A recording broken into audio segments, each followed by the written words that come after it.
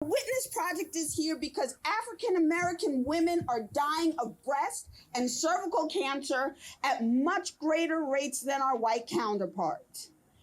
It is important that we all go and get screened.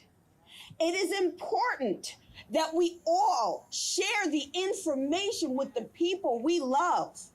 And it is important that we all know our family history. The Witness Project will come to you and we will do a breast and cervical cancer education program. We do them online. We do them in churches. We do them in community centers. I have been in homes. I have been to stores. Wherever you want us, we are there for you. The mission of the Witness Project of Long Island is to spread the word or witness in churches about the importance of health education, breast education, cervical education in our communities via the churches. It's called the Witness Project because its founders in Little Rock, Arkansas, began witnessing or telling their story to other women. In the church, when you tell your testimony, you're witnessing to others what you went through and how to get through it. And so that's where the name came from.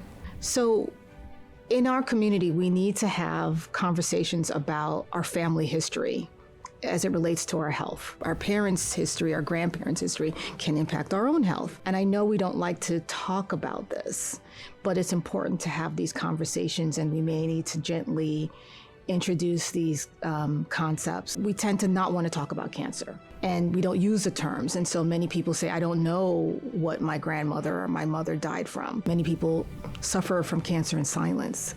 So we kind of have to destigmatize this because it's only having a negative impact on future generations. We also have to consider implicit bias and structural racism. Most healthcare providers are white, and that can impact our Black patients in their willingness to come forward and discuss their breast concerns.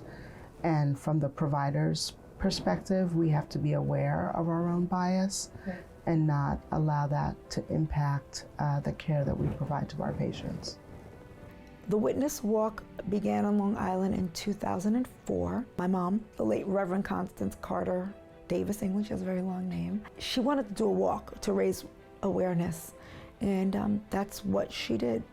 So the first Witness Walk that I went to, I didn't know what to expect. I thought, okay, it's a walk, we're gonna walk down this, I knew the path, but it was like family. In some respects, it was kind of like a celebration also, like a celebration of life, a celebration of victory. You have people who are breast or cervical cancer survivors or cancer survivors who we celebrate at that moment. My mother was diagnosed and died, and then I got involved with the Witness Walk. Then for me to be diagnosed 10 years later really helped me focus and zero in on participating and encouraging my chapter to do the same thing. Different from other walks, you're really walking for you. You see folks have conversations and reminisce about their loved ones.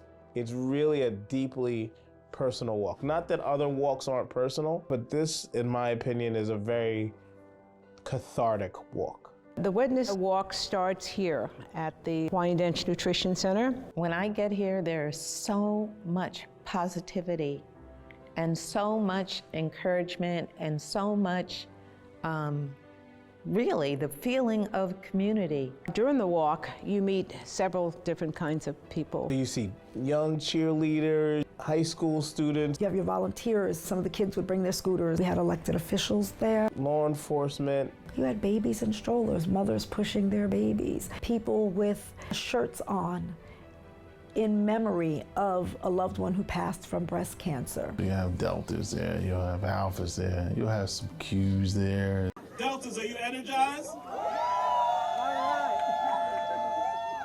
AKs, are you energized?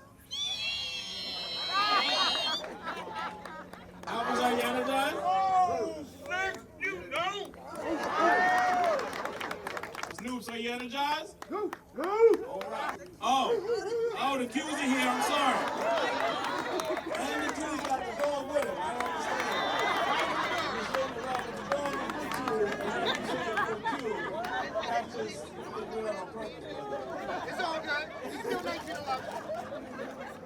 Everybody's elated, everybody's happy. You see people who can't walk anymore, but just want to be in the presence of everybody else. We had vans for those who couldn't walk but wanted to participate. They would get in the van and follow along. There are people of all different faiths, all different backgrounds, races, but we're united in the fact that we want to do something substantial about breast cancer in women, and in particular, Black women. We walk and we make that stop along the way and get the orange slices and the water, and we feel good that we're participating in and hopefully making an impact on even the motorists as they're passing by while we're making that walk on straight path.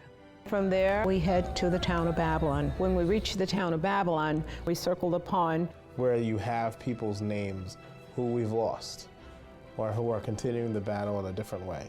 It's empowering. It's also cathartic. You don't realize how important it is to see those people's names or how important it is to that family or those members until you see them walk by that name and maybe slow down or stop or ask where the name is. It's a beautiful sight to see. It really is. And I'm thankful that I'm a part of that, you know. If a patient is diagnosed with cancer, they definitely should look for a breast surgeon.